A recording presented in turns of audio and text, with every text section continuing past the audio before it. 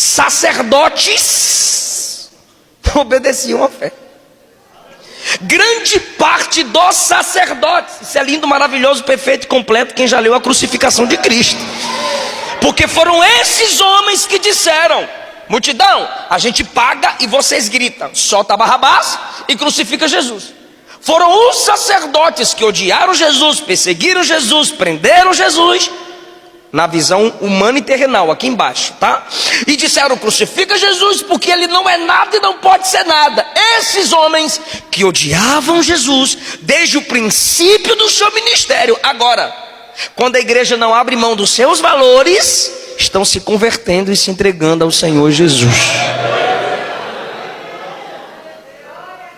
O resultado. Entendido isto, diga amém. Pois bem, os apóstolos foram treinados por Jesus. Vou perguntar: os apóstolos foram treinados por quem? Por Jesus. Primeiro foram discípulos e depois se tornaram apóstolos.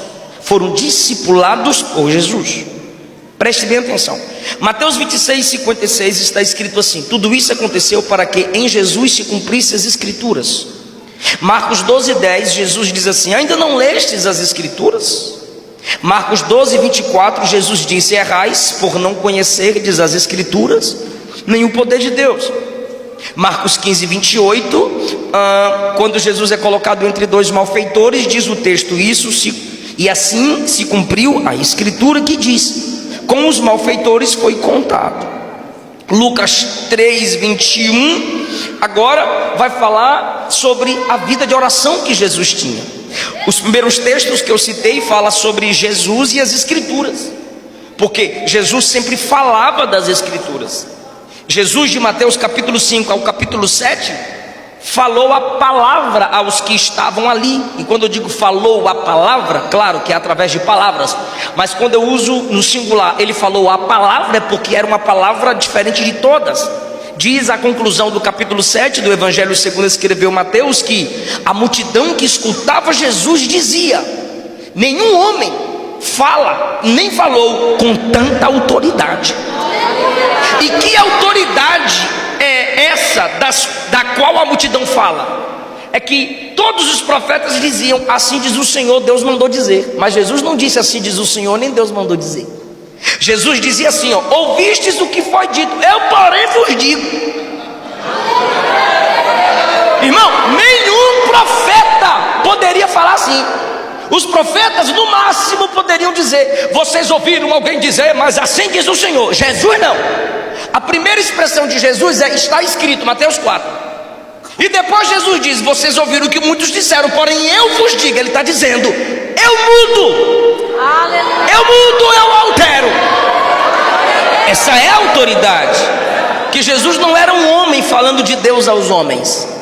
Jesus era o Deus entre os homens, falando de si mesmo aos homens. Então a multidão olhou para Jesus e disse: ele tem autoridade, porque ele muda o que todo mundo falou. Aleluia. Então os discípulos foram treinados por Jesus, a própria palavra encarnada. Coisa linda, Deus. A segunda base sobre a qual os discípulos foram levantados foi a vida de oração de Jesus. Lucas 3:21, aconteceu que todo o povo tendo sido batizado, Jesus também sendo batizado, ele orou e o céu se abriu. Lucas 6:12, aconteceu que naqueles dias Jesus saiu ao monte a orar e passou a noite em oração a Deus. Ou seja, ele procurou um lugar reservado, que Jerusalém é uma cidade pequena, principalmente no tempo de Jesus, e muito movimentada e barulhenta. Era as patas do cavalo, né? Era aquela barulheira toda. E Jesus então se isolava para orar, e ele orava no monte. Não é que a Bíblia está mandando tu orar no monte, porque tem gente que só ora no monte, e porque ele ora no monte, quer que todo mundo ore no monte. E eu não sou obrigado a orar no monte só porque tu ora no monte. Deixa eu orar no meu quarto, porque o mesmo Jesus que orava no monte disse: quando fores orar, entra no teu quarto, fecha a porta e ora em secreto, e teu pai que estiver em secreto te recompensará. Ore no monte, mas não perturbe quem ora no quarto, pelo amor de Deus. Eu já orei até no monte de coberta, assim, coberta e orando, entendeu?